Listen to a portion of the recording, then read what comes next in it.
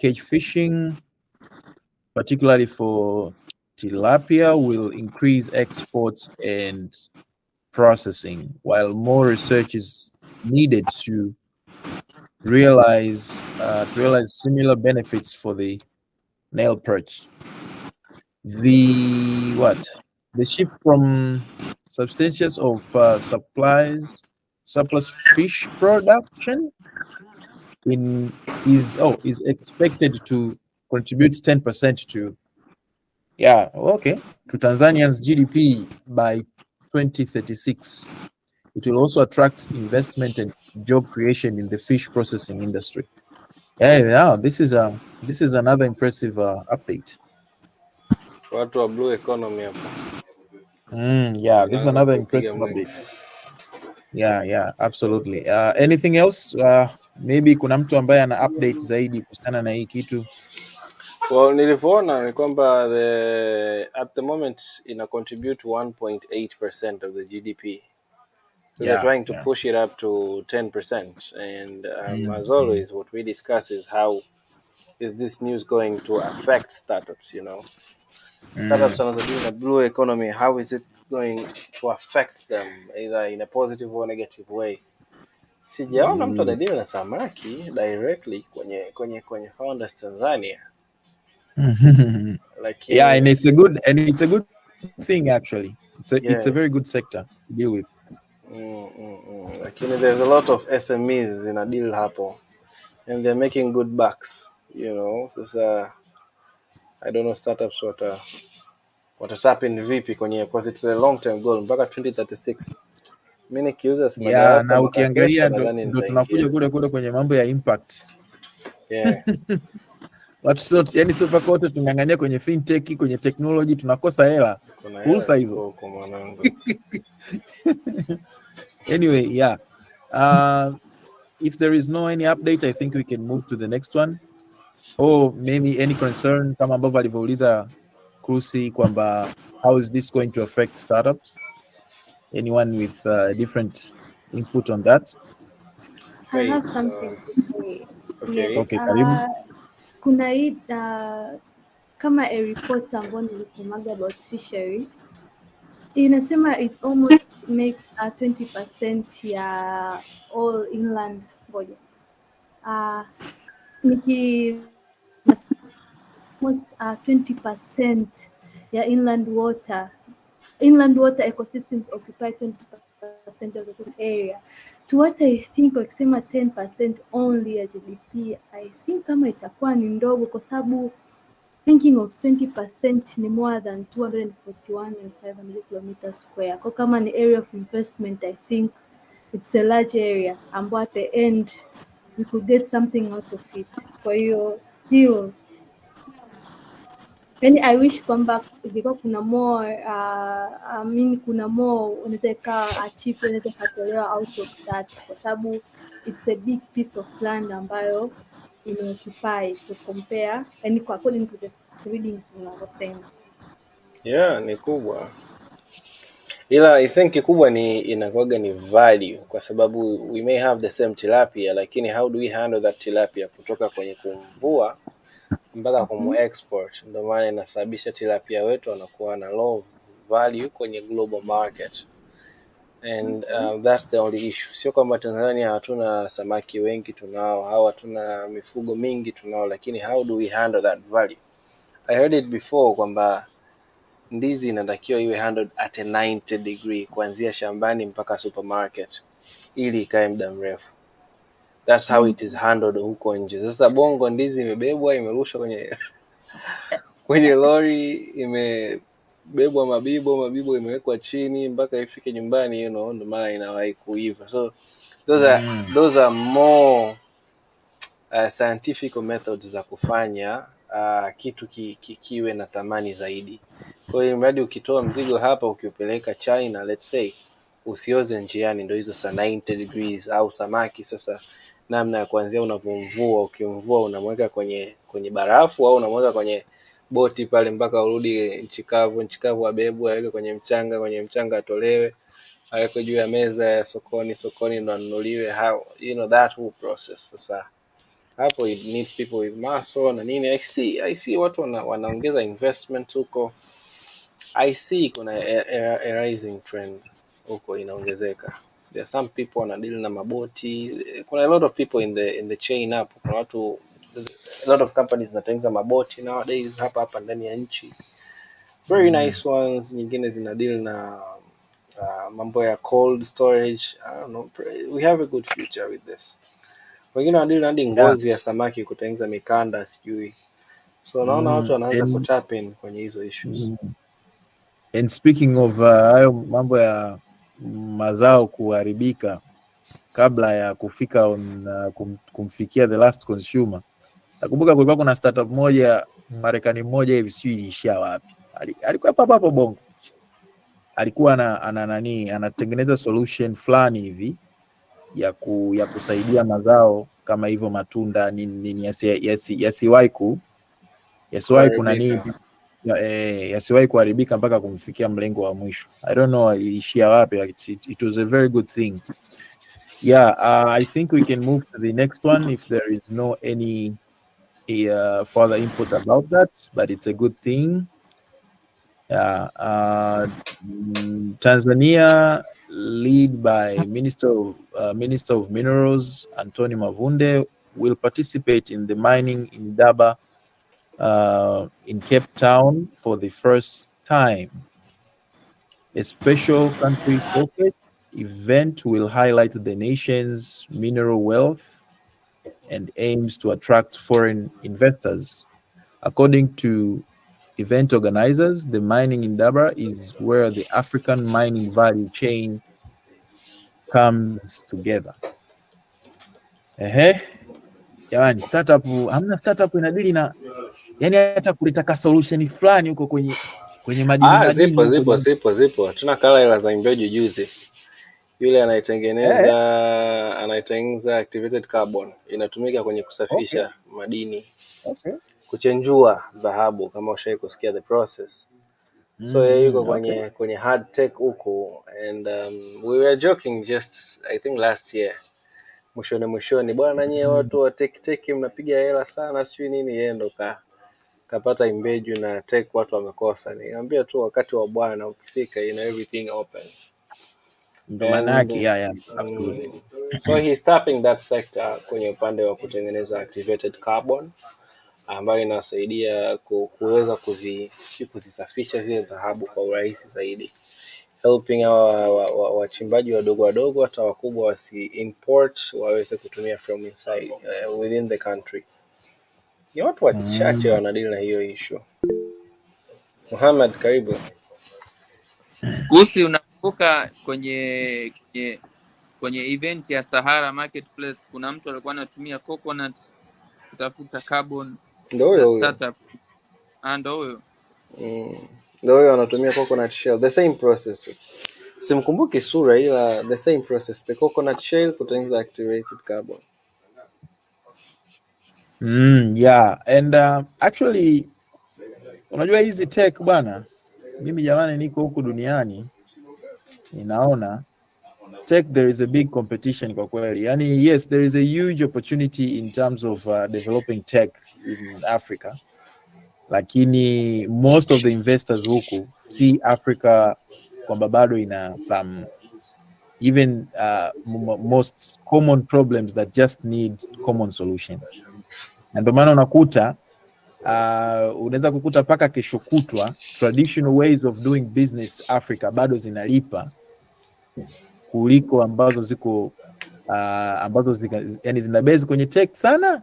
It doesn't mean that you shouldn't leverage tech, lakini unajikuta most of the things ni kwamba bado kuna vile vitu ambavyo vilikuwa vinaweza kuwa applied kwenye miaka ya nyuma kwa huku Marekani, kwa Afrika bado it's still a solution. Kwa wao yani like hizo impact stuffs na nini, yani ndio maana wenyewe wanaona kabisa, sababu sometimes unajua kama umegundua one of the biggest barriers za kuleta mabadiliko kutumia tech Africa, bado Africa yenyewe tu tunahitaji kutengeneza a friendly infrastructure. Unaweza kuwa una product ambayo inahitaji internet fully, umeelewa, Sasa ukiangalia wangapi ambao mbali blaza, umeme tu unatukanda huko. Unaona sasa. Umeona sasa. Unaona, yani kwa mfano hapo tu nchini kwetu tu shughuli tunaiona, yani ambavyo yani na sio shughuli ya kitoto. So yeah, I think if there is no any input kwenye hiyo, we can move forward. Any question guys? Kwenye Zimeisha. Zimeisha? Isai kama mvivu wiki. Isai amekuwa mvivu. Okay, basi sawa, hata hivyo tumechelewa kwanza cause kama ziko hizo tu, those are the updates, then I think we are done. Okay, leo tumechelewa kwanza na lakini tumewahi kumaliza. Sana saa 1 kamili haijafika. Saa 1 kamili. I mean actually kwa huku na nini. Okay. Nilikuwa naangalia clock ya huku sababu sasa hivi saa 12 asubuhi huko. Yeah, okay. President Mwinyi, USA leaders. Okay, cool. Mohamed, labda tufanye kitu kimoja. Kwamba let's say kuna mtu yote ambayo ana news yote ambayo Isai Koikia jiandika na think it's potential, he or she can present here ili tuweze kuzifahamu. Lakini pia kama umekuta news yote ambayo imehusiana na wiki hii, unaweza ukamcheki Isai kuweza kuweka katika ambayo kuna yule dada aliyesecure $100,000. Yeah, that was big news, big shot. Yeah. So one of the, nadhani it's better to recognize na to recognize yule dada input. Kuna zile zinaitwa impact. Anasaidia wakina mama kule kwenye swala zima la kutengeneza vikapu. Kasekiwa $100,000. Kuna mtu anakomana teki mpaka leo. Alafu kupata $25,000 tu shughuli hapo. Ile fund ilifunguka toka mwaka jana, watu wanaiangalia tu. Aka-apply kapata. Alhamdulillah. Ila ilikuwa nayo iko hivyo, yani kiwanawake sana na nini. How do you empower the community hivyo. So it was very specific. USA down. Yeah, na kuna update nyingine nimeshare hapo. Ndipo kama mmeiona sio muda mrefu actually. Yeah. Within the group nimeisoma kutoka kwa Haule. Ile nani imekuwa acquired? Ile kupatana kuna hiyo ya kuwa acquired, lakini kuna nyingine nimeipost hapo kwenye group ni kuhusiana na the startups ambazo tayari zimesha raise funds so far in January. Watu hawataki masiala bwana. Za Tanzania, ipi nyingine? Bongo bado.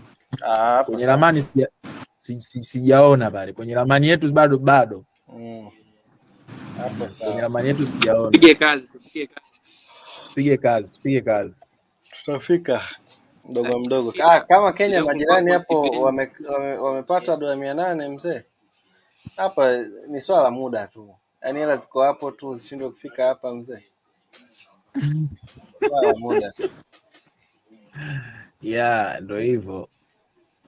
Ni swala la muda tu. Leo kulikuwa kuna event ya HOQ wale ambao walikuwa na ambayo inafanyika Sahara Ventures jioni ya leo. Saa ngapi? Sina uhakika, niliona tu event. Ila nadhani ni jioni leo walipost. Nilituma kwenye group. Ngoja niangalie hiyo. Ngoja niende. Nikatoe HOQ na wale ambao threefold wale ambao wanataka kuweka internet. Wale washikaji wa threefold, ngoja nikawasikilize sasa, nilikosa event yao ya mwisho. Okay, East Africa 28. Nilituma. Okay. Cool. Yeah.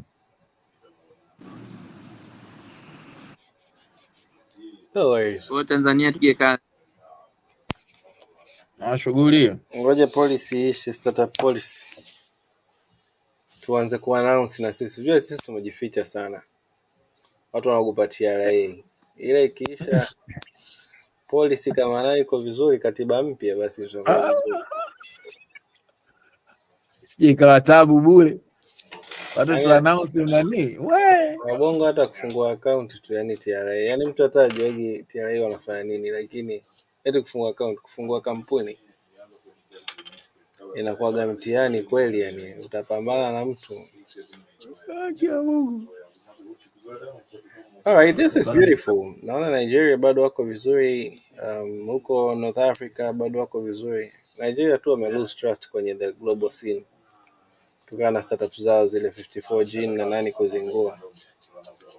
Lakini yes. Hiyo kuna story nilikuwa napewa hapa. Na CEO wa hii Dropper U anasema kuna investment moja walifanya Nigeria. Jamaa akakimbia na hela bwana. Tunarudisha mazala ya colonialism. Yaani mpaka wenyewe anakuambia sasa hivi tuna doubt sana hata kuinvest in Africa na nini, tunataka tufanye very high due diligence na nini. Hii accelerator program iliyokuja kwa sababu before sisi kwenye unajua kwenye every accelerator program hawawezi wako kuintroduce to other investors mpaka wao waangalie kwanza watapata mkate gani kutoka kwako and how can they help you. Wao wanasema yani kama sasa hivi tunakuwa na doubt ya invest in Africa, lakini after doing a better due diligence na nini hatuna shida, but ndio hivyo, ndio maana ikabidi paka wamenishauri niweze kuincorporate, walinishauri ni incorporate hapa na nini, so for the protection of investment. Afrika bwana, kazi ipo. And there's a lot of people wanajua kabisa Africa ina a very big potential to grow na inahitaji funds na nini, lakini sasa uaminifu ni mdogo. Na hao watu wakiwakilisha huku, hao watu ambao wamekuwa kituwakilisha zaidi, kwa sababu unajua Nigeria is more popular in Africa than almost any other African country ikija kwenye hasa hata kwenye haya mambo yetu ya startup. Unaona every company ambayo inakuja Marekani, every company ambayo inatoka Marekani, Ulaya, wapi, if they look at Africa wanaanza kuiangalia Nigeria kwanza has the entry point of the African market mara nyingi. Kwa hiyo ndio hivyo taratibu. Naona Kenya naye kafungua mlango sasa hivi. Kuna watu hawaendi Nigeria wanakuja Kenya, kwamba wanaiona Kenya kama as an entry point of going to other African expanding within the African market. Mdogo. Kenya, unajua kwa nini nasema Tanzania? Kenya nao wamezingua hapa mwaka jana. Yes. Yamezingua sana. Na Trigger Foods na manani yanadaiwa na nini. So probably uzuri wa Tanzania tuko very conservative. Not only in lifestyle lakini hata business. Yani our companies nyingi zina think of revenue since day one, because you have no option, by the way. Kwa hiyo that slow growth approach, I think inaweza ikawa the new normal, because the Uber approach hasn't worked for a while now. Wamekuwa wakichase the next Uber kwa kupump hela nyingi ili iweze ku capture market kubwa, lakini nyingi zimefeli like over 90%. So probably I'm positive, lakini I'm just creating a scenario ndani ya kichwa. Ndio hivyo taratibu. Ambia Mohamed. Katika mchoro fintech nimeona ni mdogo sana. Sasa nategemea Smart Darasa na Campus Plus iweze kuongeza percentage kwenye hiyo graph. EdTech ibadilikaje mwanangu? EdTech wanatoa sehemu za misaada huko. Alafu unajua ni kwa nini kusi? Yaani EdTech Africa bado tunakuja kule infrastructure iko vizuri. Yaani wewe kwa mfano unakuta solution yako inahitaji ili iweze kuwafikia wanafunzi, inahitaji internet nini, inahitaji smartphone, inahitaji tablet, inahitaji nini. Sasa hiyo nayo watu wakiangalia wanaona leo hii unaleta solution kwa mfano hapo nchini kwetu, which kwa mfano Smart Darasa you are doing very good, solution yako ni nzuri. Sasa lakini in order to iweze kusustain, piga wagaragaza hata hizo shule za serikali lazima ziwe zinalipa chochote kitu hapo. Uwezo ukao unatoa service bure. Ndio sasa unajikuta wewe solution yako inabaki kubase kwenye private schools, ambazo those are the schools that have money, kwamba umeona kitu chako kina potential, they can pay you. Sasa leo hii serikali inaweza kusema labda let's say kila mwanafunzi maybe achangie kiasi fulani. Ndio tunarudi kule kuna wazazi yani hapo bana, kuna kitu fulani kitakachomsaidia mtoto wako. Yaani ongezee buku mbili tu shughuli. Kwa hiyo nayo ndio maana unakutaga impact kubwa kwenye upande wa education bado Africa. Ni zile ambazo ni zile ambazo zinakuja kama msaada. NGO ndio ziko hapo zinaupiga mwingi. Yes, na hizo ndo ambazo zinaupiga mwingi.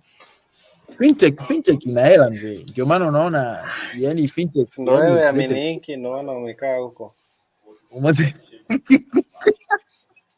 Yani fintech deals with money like directly, ndio maana fintech yani nyamala tu hii kwa mfano hizi cross border payments sasa hivi competition imekuwa kubwa kinoma. Ndio hiyo lakini bado still fintech like everyone bado yuko anapata kila mtu kwenye fintech. Unaona naona agritech nayo sio agritech it's always iko vizuri. Agritech always iko vizuri. Energy sasa hivi inaongeza cake hapo. Energy inaongeza cake. Energy naona bwana. Endelea bwana. Nilikuwa nasema tu, nilikuwa nataka niweke tu kibwagizo kwamba energy naona bwana Gibson Kawago hapa anaendelea kupiga mwingi. Anawakilisha Gibson. Iko vizuri. Ndio hivyo, sisi tunaendelea kupambana. Sisi EdTech we in here for the long run. Yani tuna from forex wanakuambia buy when low, sell when high. Kwa sisi tunaanza na low hapa. Building the brand and everything else huko chini when the right time inakuja. Kama nchi imeshaanza kugawa tablets nchi nzima na walimu wamepata, so probably it's a good sign. Na vitu vingine vikolombweza tunavyofanya, lakini tupo bwana kwenye sekta yetu ambayo haina hela. Aliposti yule akasema EdTech ukitaka kupata hela huo unafundisha hadi jinsi ya kufika kileleni ndio unapata hela.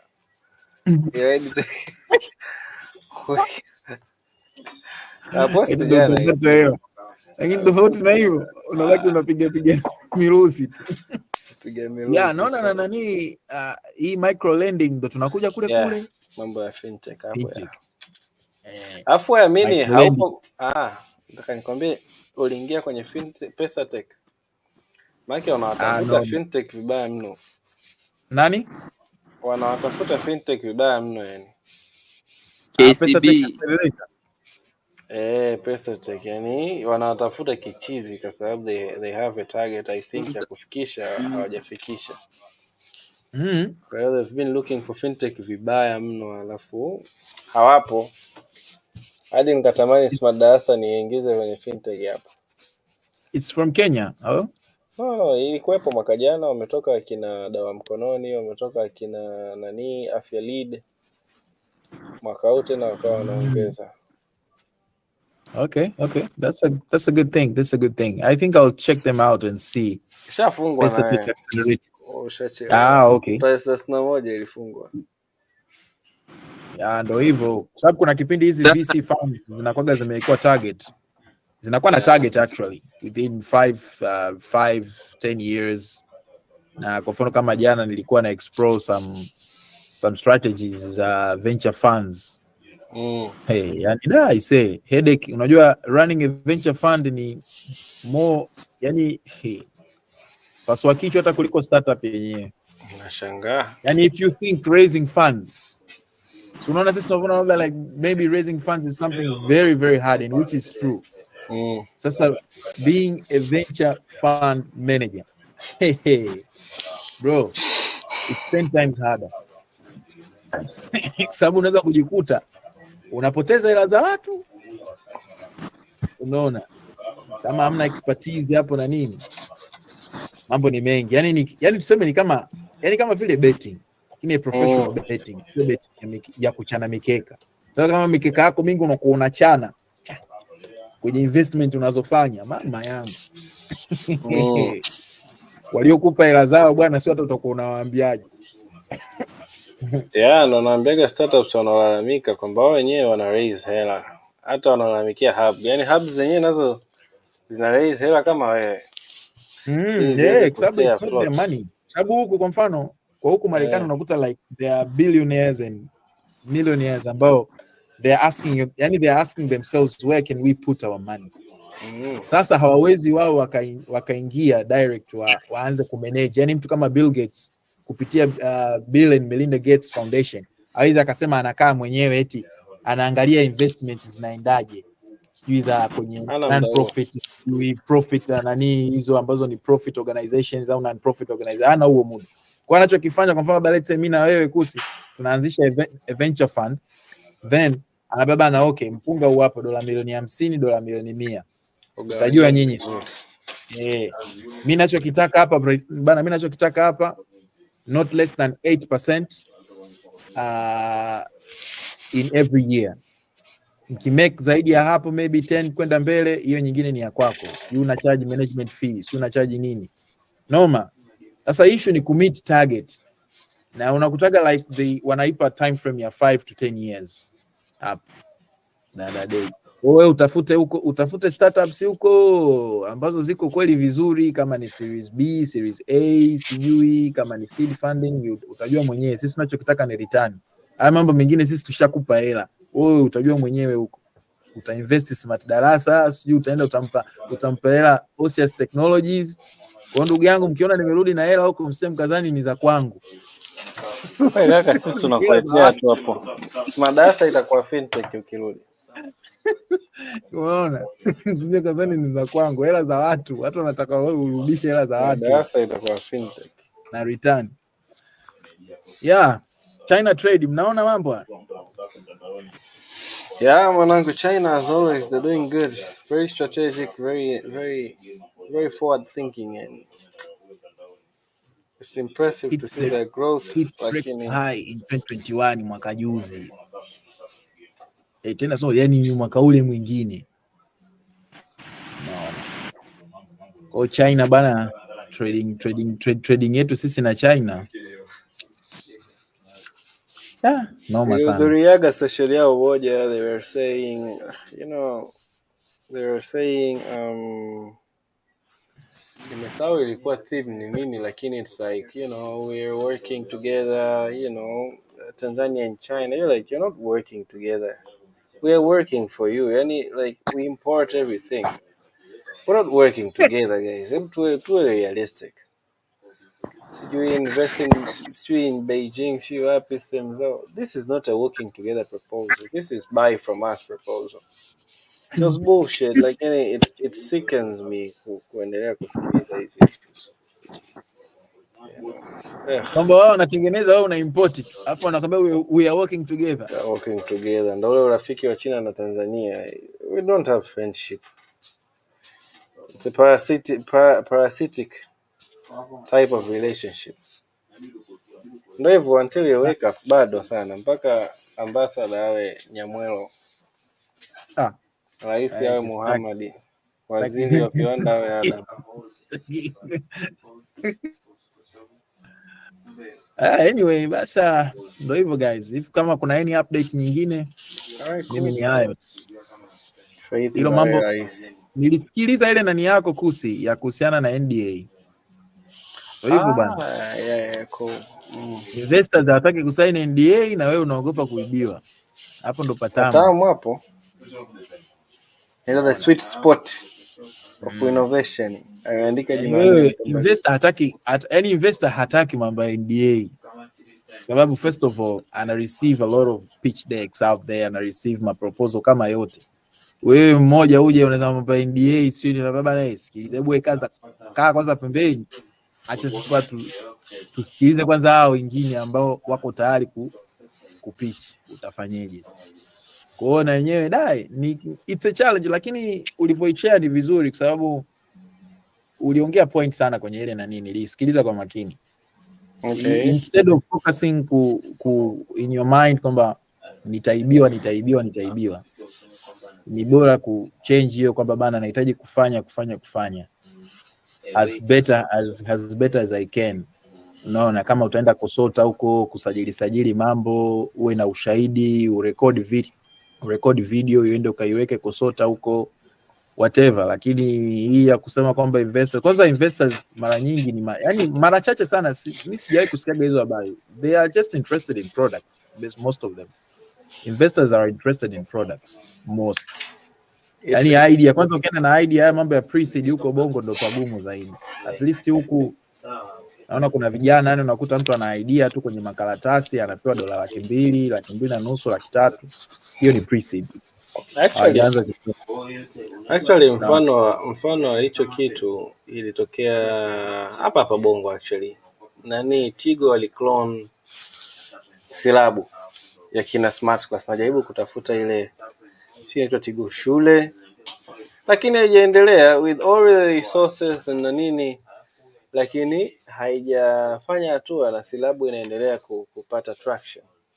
So idea is one thing, yani we have seen Tigo shule, ngoja ni check sijui inaitwaje ile yani wameanzisha something similar to silabu like 100%, lakini sasa wameshindwa ku advance. Why? Ndio hivyo sasa, idea is not like everything, it's not 100% of the mix, kuna vitu vingi sana hapo. So since Tigo wameanzisha ya kwao na silabu wameyapita mileage kubwa sana, upande wa content, upande wa watu, upande wa walimu, upande wa downloads, upande wa kila kitu.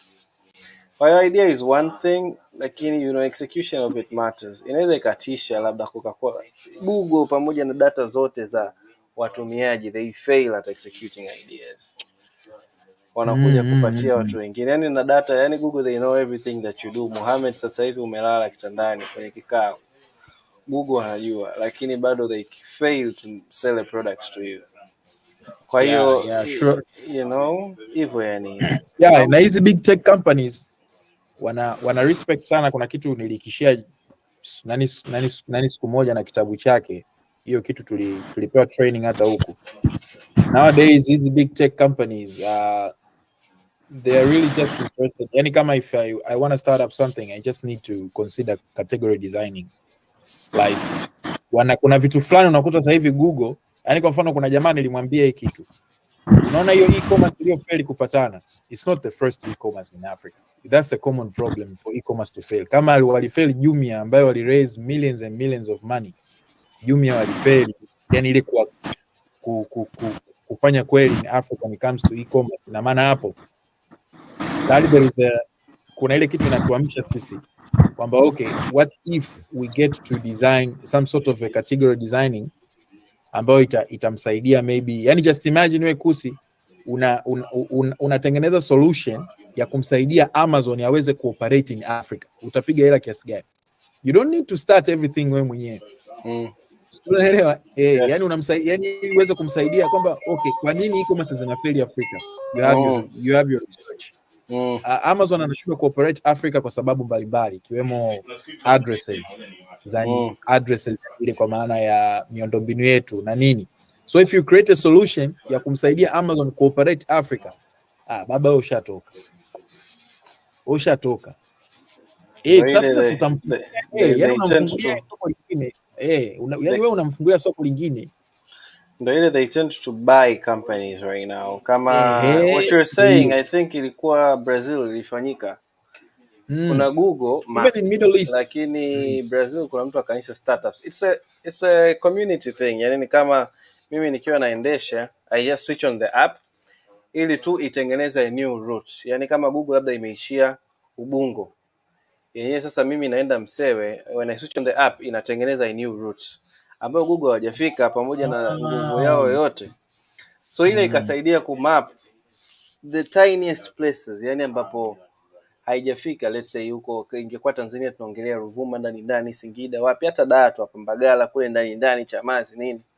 Kwa they have that infrastructure Google ambayo hawana, and they cannot commit resources. So they buy companies like those. Kwa hiyo what you're saying is true. Kwa hiyo when you build something from the ground up, kuwork na wewe ni rahisi ama kukununua ni rahisi. A good example pia hapa Bongo ni Tutume. Kama kuna mtu anawafahamu Tutume, they are doing logistics. They are really good. Yes, wanafika mpaka kijiji, yani huko ndani they have infrastructure set, yani tayari wana.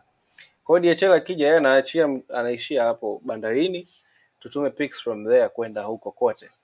That's cash, yani it's free cash ambayo DHL wanajua sisi hatuwezi kufanya hivyo. Lakini Tutume wana so Tutume ni competitor mkubwa sana wa Posta. Unajua Posta nao wanajiongeza sasa hivi. Ya wamemka siku hizi. Posta wanajiongeza sana na nowadays. infrastructure, wana majengo, wana nini. Wana point ya kuongea. Mfano mwingine kwa sababu kwa mfano kipindi Steve Jobs alipofukuzwa Apple alitengeneza kampuni yake, baadaye ikawa iko vizuri, kanunuliwa na Apple. Kiujumla software the next OS ilionekana iko vizuri zaidi, it could save Apple at the moment. Yeah, so value, I think the number one thing issue tunajaribu sana kucopy lakini tunasahau providing value, because value is yani it's very, what do we call it, it's very custom. Kwa maana you know, mtu wa Bongo anataka mchana ale ugali, that's what he wants. Wewe unapika burger kwa sababu umeona nani San Francisco anauza burger. Haiwezekani. Yeah, it's a very different thing. Issue tu ni kwamba kupika ugali consistently is not as sexy as kupika burger, ndo maana. Lakini when ukipika ugali for a number of years, mtu anayeuza burger, you know, America atakuja atakununua anyway. Ama you know, you create your own brand. Ni kitu ambacho Shishi anakiweza, au samaki. Samaki is a very genius man, and I really admire and respect that.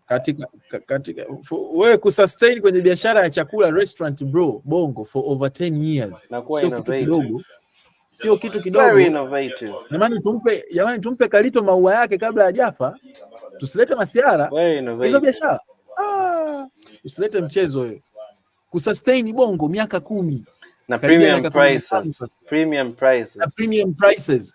Naenda pale nani premium food, yani you're getting some. Sasa yule kuexpand kwenda Kenya wapi, it's easy, yani ana his own unique. Easy, yeah. His own unique nini. Na yuko very conservative, ndio hivyo.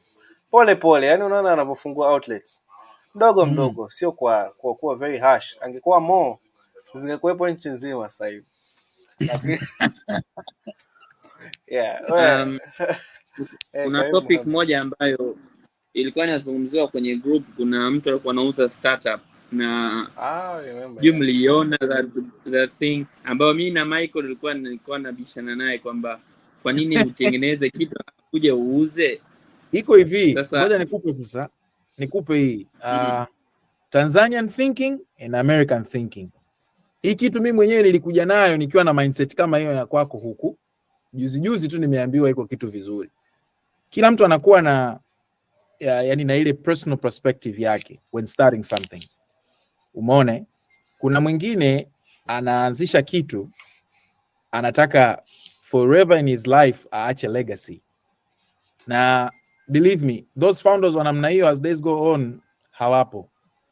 In real sense hawapo, I'm telling you. Yani katika founders utakuta 10, labda ni mmoja au wawili tu ambao wanasema bana, if I'm starting this thing, I want siku nakufa mimi bado ni owner, maybe warithi watoto wangu.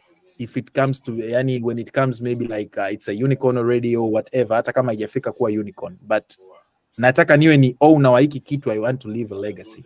This is, yani unakuta a big why ya kufanya hivyo.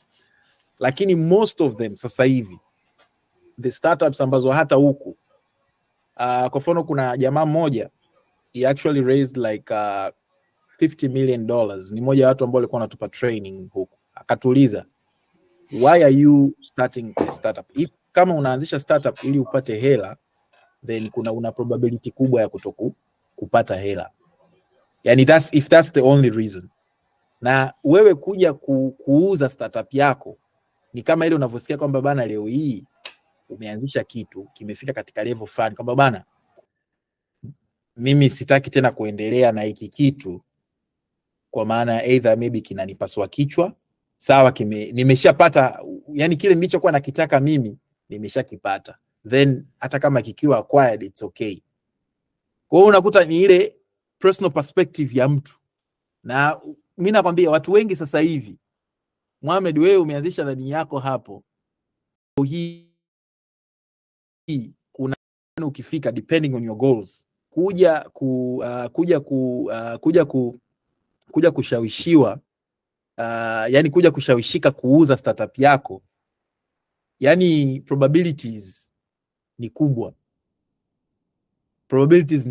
Yani hapa tunaongea hivi, kumbuka tunaongea hivi hapa, bado hujaja kuwekewa hela mezani, lakini in real sense watu wengi kuuza achievement. Mimi nimefunga kampuni December. Haya, unaona ni achievement, like inatokana na goals kama on my perspective yako mengi. Founders Tanzania inilipi, lakini inakula muda, so I had to close something to nibaki na madarasa na vitu vingine, family, so you have to divide attention. Startups mbili za nini, have devs wenyewe. There's a lot of factors, lakini as you say Michael, watu wanachana na ile family business down the line, wanatisha watoto shares, because family business inakuja na a lot of complexity, long term ones. So akawa na watoto lakini hawako interested to run the business, then what? So it's better you get an experienced person to run the business. Nyinyi mnakuwa na shares zenu zinaendelea, kuna nini, watoto watarithi shares and life goes on, makes sense. Kwa hiyo bwana Mohamed, angalia bwana, depends maisha na scenarios mbalimbali. Mohamed anaongea tu, nikija na $100,000 unipi startup yako sasa hivi? Cash hii hapa on the bag. Yaani sio nani, cash hii hapa unaona kabisa yani zile stacks unaziona hizi hapa. Naambia basi double Mohamed muende bwana, usahau kaka waende auzagi. Ila kweli yani hao bwana, hao heshima yao bwana, heshima yao. Acha zungumza Michael, ni kweli. Kwa mfano na kuchukua mfano mmoja, let's say tuzungumzie smart darasa. Let's say mimi ndo owner smart darasa, japokuwa bado sijafika. Okay, mfano sawa, lakini kama ulivyosema personal goals, labda mimi goals zangu mimi naona smart darasa kwa miaka 4 ijayo it's going to be a huge company. Sasa na hata kama ukiletea milioni 100 hapa mezani, tayari na goals ambayo najua hiyo milioni 100 kwa miaka 4 ambayo inayokuja nitaingiza zaidi ya milioni 100. So nitakuwa nitaikataa hiyo offer, lakini kama ulivyosema, if kama goals zangu zimetimia, nikaona hapa mimi nanitosha, ukija Michael, mkataba mezani, mambo niondolee de kitu hivi. Bwana mimi sasa tena kupasua kichwa. Wewe biashara ina nini inapaswa kichwa. So if anyone is interested, unaona kwa kama mimi unajua nina startup yangu sasa hivi niko mezani, na tuko mezani tuna discuss na Posta, na wanataka yani like they were like wanataka tu partner ama niwauzie. Mimi partner wangu huko nimwambia bana, kama wana offer nzuri just inahusika na mambo ya logistics, inaitwa Swiftpack. Unaona, that's my other startup ambayo like Posta wenyewe tumeshafanya nao vikao na nini, na Posta Master na nini Tanzania, na Posta Master wa Afrika. Unajua makao makuu ya Posta Afrika yako Arusha. Okay. So alienda kule fresh ya amefanya nao meeting. Sasa hivi tunasubiri mpunga huo, kama watanunua haya, kama vipi fresh. So tufanyeje sasa? Na utarani kila kitu. Maisha mazuri kijana. Kwenye ufalme wako Michael, startup yako ikiuzwa, mimi na kursi utulipie tiketi kwanza tuje huko. Mimi nitaomba kazi. Wewe bana, wewe sasa unadhani ile yenyewe na uzia shilingi ngapi? Hapana kitu. Jamani. Time ishana ni bwana. Haina shida bana. Tuko pamoja.